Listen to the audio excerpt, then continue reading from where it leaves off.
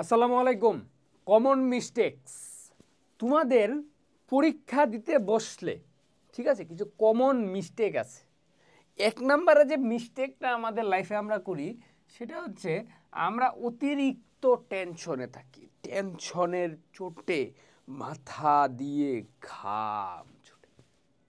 এই যে হাইপার টেনশনটা, এই হাইপার টেনশন আমাদের পরীক্ষাকে কি করে জানো, একদম নামাইতে নামাইতে এমন নিচে নামায় যে খাদের মধ্যে পড়ে গেলে অনেক সময় দড়ি দিয়ে টাইনা তোলা যায়, কিন্তু এই হাইপার টেনশনে কেউ যখন পড়ে যায় তাকে আর উপরে তোলা যায় না। সো দেখো, এই যে হাইপার টেনশন, একটা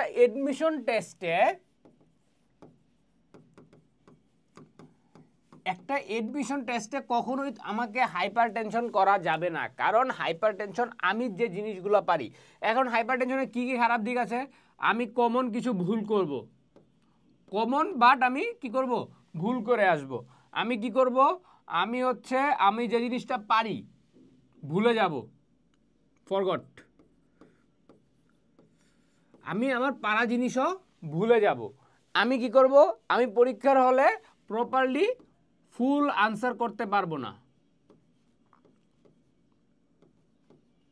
আমি কি করতে পারবো না, ফুল আনসার করতে পারবো না, যেটা আমাকে পরীক্ষায় ভালো রেজাল্ট কখনোই এনে দিবে না। তারপর যেটা হয় কি, ক্যালকুলেশন এরর। এখন ইস্যু এডমিশন টেস্টে কি হয়, কিছু এডমিশন টেস্টে ক্যালকুলেটর অ্যালাউড, আবার কিছুতে ক্যালকুলেটর অ্যালাউড না। এটা হচ্ছে পজিটিভ আর নেগেটিভের মাঝখানে আছে, কিছু জায়গায় অ্যালাউড, কিছু জায়গায় অ্যালাউড না। যেখানে ক্যালকুলেটর অ্যালাউড সেখানে তো আমরা খুব ইজিলি ক্যালকুলেশন করে ফেলতেছি, কিন্তু যেখানে ক্যালকুলেটর অ্যালাউড না সেই জায়গাগুলোতে আমরা কি করি, আমরা ক্যালকুলেশনে বড় সড়ো একটা ভুল করে ফেলি। সেখানে আমরা কি করি, ক্যালকুলেশনে বড় সড়ো একটা ভুল করি, তখন আমাদের কি হয়, আলটিমেটলি আমরা সেইখানে একটা ক্যালকুলেশন এরর ঘটায় ফেলি। আবার অনেক সময় কি হয়, আমাদের ক্যালকুলেটর ঠিকই থাকে কিন্তু আমরা কি করি, তার মাঝে মনোযোগ না দিয়ে সেটা যে দিয়েই হচ্ছে ওই যে টেনশন, ওই যে উপর থেকে হাইপার টেনশন আসতেছে আমার মাথায়, আমি কি করব, প্রচণ্ড প্রেসারে এখানে একটা ভুল করে ফেলি। তারপরে আমাদের ক্যালকুলেশনের ব্যাপারে কি আছে, আমরা অনেক সময় স্পেলিং মিস্টেক করি। আমরা এই যে স্পেলিং মিস্টেক করলে কি হবে, এই স্পেলিং মিস্টেক যখন আমি করি, যখন একটা রিটেন পার্ট আসে, একটা রিটেন পার্ট আসে, এই রিটেন পার্টে একটা স্পেলিং মিস্টেক করা মানে আমার নেগেটিভ মার্কিং হবে। এরপরে আমার কি হইতে পারে, আমার এই স্পেলিং মিস্টেকের কারণে অনেক সময় কারেক্ট আনসার আমি পাবো না। কারেক্ট আনসার আমি কখন পাবো না, যখন আমার কাছে কোনোটার একটা কি চাবে, ধরো সাফিক্স প্রিফিক্স চাইছে, কারেকশনস চাইছে, তখন আমরা কি করব, স্পেলিং মিস্টেক্সের কারণে সেই কারেক্ট আনসারটা দিতে পারি না। সো আমাদেরকে এই কমন মিস্টেকটা থেকেও বেঁচে থাকতে হবে।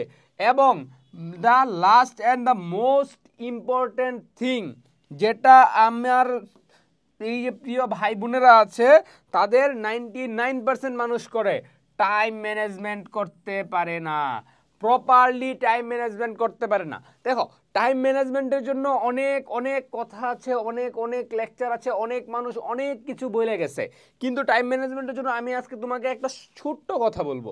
সেটা কি, সেটা হচ্ছে অ্যাট ফার্স্ট তোমার ক্রাইটেরিয়া হচ্ছে যে তোমাকে কতটুকু টাইম দেওয়া আছে, তোমাকে কতটুকু টাইম দেয়া আছে। এবং সেখানে আরেকটা জিনিস, সেকেন্ড ক্রাইটেরিয়া হচ্ছে তুমি কি কি আনসার করবা।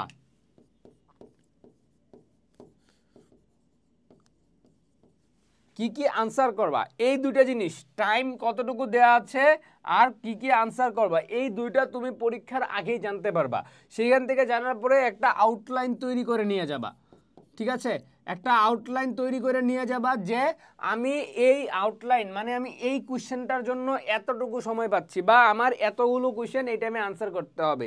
তো তখন আমার মাথায় কি হবে, তখন আমি খুব ইজিলি আমার যতটুকু টাইম দেওয়া আছে এই টাইমের ভিতরে আনসারটা করার চেষ্টা করব।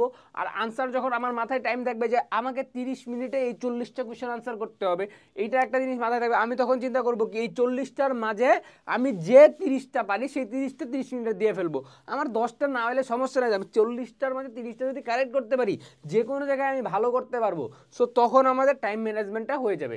এই যে অনেক প্ল্যান, অনেক সময় ধরে ভাইবা এটা কইরা টাইম দেখে স্যার কতক্ষণ আছে, স্যার কতক্ষণ আছে, ঘড়ি দেখলাম, আরে আমার টাইম চলে গেছে, এত কিছুর তো দরকারই নাই। তুমি শুধু তোমার টাইমের যে একটা আউটলুক সেটা তৈরি করে নিয়ে যাও। তুমি একটা আউটলাইন তৈরি করো নিজের জন্য যে তুমি কতটুকু টাইমের ভিতরে পরীক্ষা দিবা, কোন টাইমে কতটুকু আনসার করবা, that's enough for time management. আর যদি কেউ এই পরীক্ষার হলের এডমিশন টেস্টে এই কমন মিস্টেক থেকে বের হয়ে আসতে পারে, that's enough for a student, যে সে পরীক্ষায় একদম টপ নচ একটা রেজাল্ট করে আসতে পারবে। সো তোমার পরীক্ষায় তুমি কমন মিস্টেক্স কি অ্যাভয়েড করবা নাকি কমন মিস্টেক্স রেখে দিবা, তোমার ব্যাপার। তো আমার যা কাজ ছিল তোমাকে এটা দেখায় দেওয়া, দেখায় দিলাম, এখন ফলো করা না করা তোমার ইচ্ছা। দেখা হবে বিজয়ে। আসসালামু আলাইকুম।